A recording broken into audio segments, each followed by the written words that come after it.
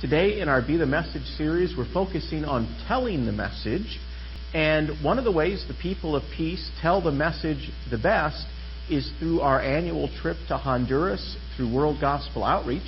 It's time to start putting together the next team that's going to go. They're going to go next January.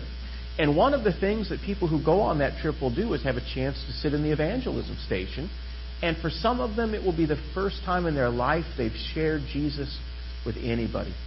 So, because today we want to talk about telling the message, and because it's time to start putting together the next group that's going to go and tell that message in Tegucigalpa, I invited the leaders of that trip, Fred Steinbach and Tom Brauer, to come up and join me this morning, and we're going to talk a little bit about that.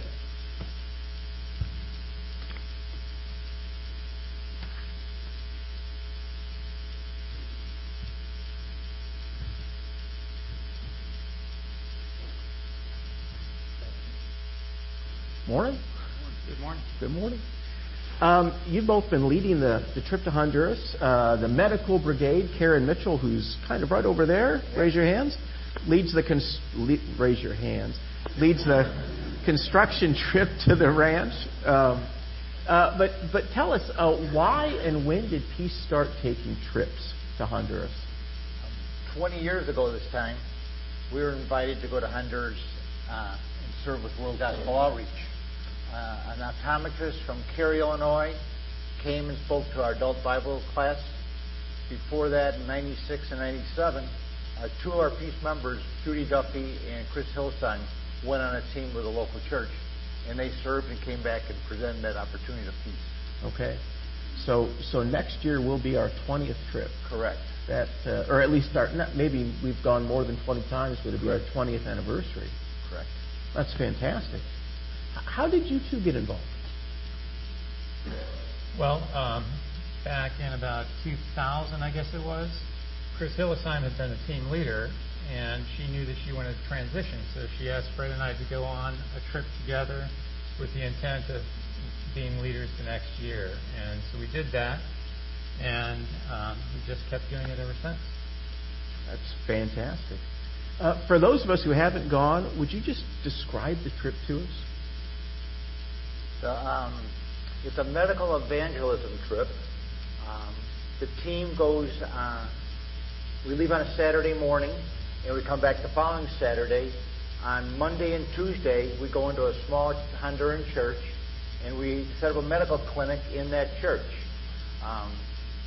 The people who cannot afford medical care will come to the clinic and the church there, and they will get free medical, dental, and optical care.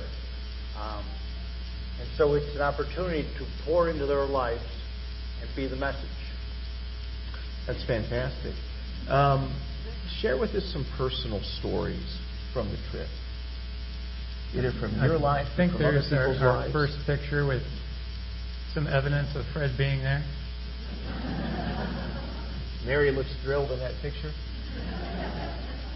So Fred, why don't you go ahead and share your story first?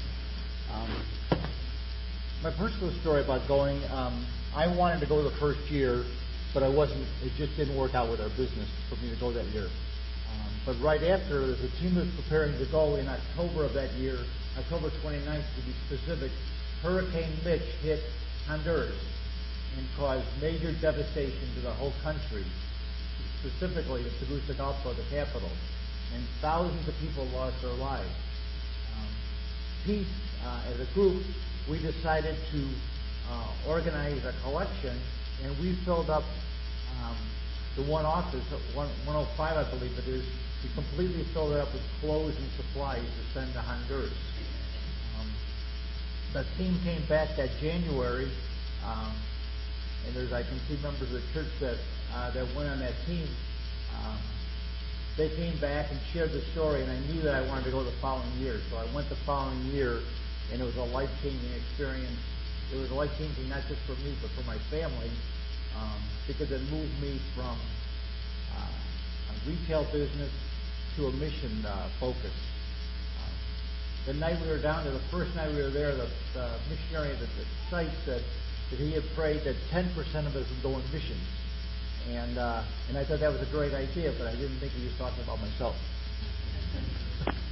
How did the Lord lead you to become? I mean, you lead the team, but you also have been working with WGO, haven't you? Did. Through that week, I could hear the Lord speak, and louder than He ever had spoken to me before. And I heard Him talk about me going into missions, and so I immediately started talking to Pastor Dwayne, and I thought, because I could see this is changing our plan, and so it just evolved for the next few months, and by June we were no longer in the retail business, but we were working into becoming a part of the mission field. That's fantastic. Tom, how about you? Similar in some respects. There should be a couple of pictures up here. It took me a couple of years to finally say I'd been interested, I heard the stories of the trip, and I finally just said, I just need to get off my butt and do it. So I did, and then it's been constant since then. And that was part of what's taught me some lessons down there, was don't put obstacles in front of God. And that's why you see the picture up here of Sam Naughton. Go back to the previous one for a second. Sam went with us as a youth, as she still is, and Sam kind of likes to take life by the horns. And she wanted to be in evangelism, and I thought, high school kid, they don't have enough life experience and so on. And I was a little hesitant about that, so we put Sam with Ralph Blessing that you see in this picture. And about halfway through the day, Ralph says, she doesn't need me. So it turned out then that Sam she is a great evangelist. And God had put her there for some divine appointments where she did have personal life experience to share with another person right there. And then she ended up, if you want to go to the next picture, she did a lot of evangelism that week, and she was able to do it with her mother as well. So there's Donna and Samantha together doing that. So one of the things I love about this trip is how much it really does tie into Be the Message. Everybody makes it to the evangelism station who's come to the medical brigade, but that happens after.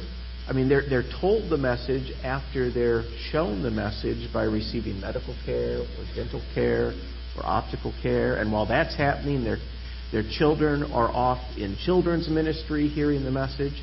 So they have a chance to hear it, but first they're shown it. It's time to start putting the trip together for next year. Not everybody can take a week off in January, or people may have health reasons that keep them from going. How can you support the trip if you can't go on the trip? A lot of different ways. Simplest way is to pray for us before and while we're there, and even afterwards, for not only the team members, for simple things like their health and safe travel and all of that, but for those divine appointments that God has for them, that He'd be able to work through us and impact the Honduran people also. Okay. We don't ever want to go on one of these trips without that prayer support. Tom and I talk to the team that's going every year about we don't want to serve without people praying for us back here in the States.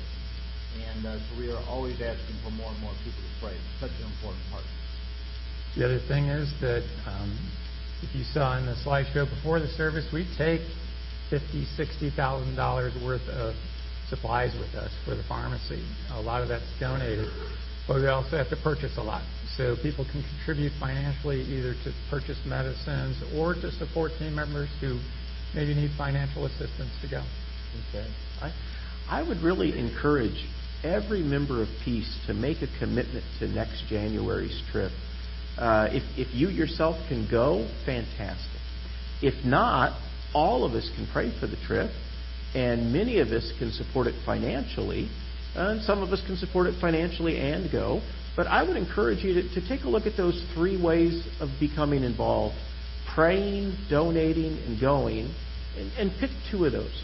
Pick two of those and ask the Lord to lead you into that. I've been on the trip 4 times now, and one of the things I've enjoyed doing the most is the concrete ministry, where the churches that we're visiting will find families in the neighborhood who could use a concrete floor. They live in something that might be hard to fit the three of us in right now, something half the size of your garage, and on a dirt floor. And living on a dirt floor in a climate where the ground never freezes really leads to some health issues. Parasites can live in the ground. It's very unhealthy. And just showing the love of Jesus by putting in a concrete floor changes people's lives permanently. It's a wonderful thing. Tell us how the Peace's trips have made an impact beyond Peace. One example would be members of Peace don't always stay and live here in DuPage County forever. They move.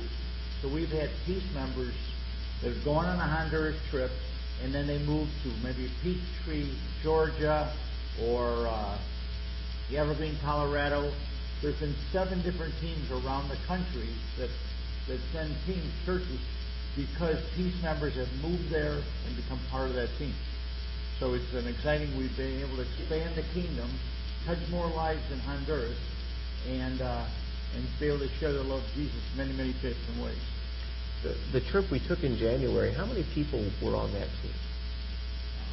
There were 52 in the medical, and I believe there was 10 at the ranch team. And I remember just being amazed at how many different churches and states were represented. Do you happen to remember? I believe there was 12 different states from 17 different churches that were part of that team. So that's resulted of people inviting friends or somebody who moved and they invite somebody else and they move or whatever, but it just kind of is a whole network of people who've gone down there, been impacted, and then invite others to go along too. That's another thing I just love about the trip. It is probably the most ecumenical thing we do, where Christians from all backgrounds come together and say, you know what, we're just not going to worry about the labels, at least for this one week. We're all followers of Christ. We're all members, really, of one church, the Church of Jesus. Let's come together around Jesus and let's serve people. Again, I challenge you to find a way to get involved in that next January. You know what? I didn't think to tell you I was going to ask you this. Don't you love that? Can you tell us a little bit about Rancho Ebenezer? Sure. Rancho Ebenezer is essentially an orphanage, but it's really for wards of the state. So some kids from troubled families whose parents can't take care of them anymore are out there. About 40 kids right now. They get a bilingual education. The goal is to raise up citizens for Honduras to improve the country and the political situation and everything there. That will have Christian values. So it's a wonderful educational program. The kids that come through that program are some of the best educated in Honduras. And they do go out after they graduate and matriculate. Once they're 18, then they are no longer officially wards of the state. But they go out and they get jobs and they do impact people around them. They do become leaders in their churches and in their workplaces and things like that. Salt and light. That's amazing. Yeah. Guys, thank you so much. And let's show them our appreciation for leading these trips.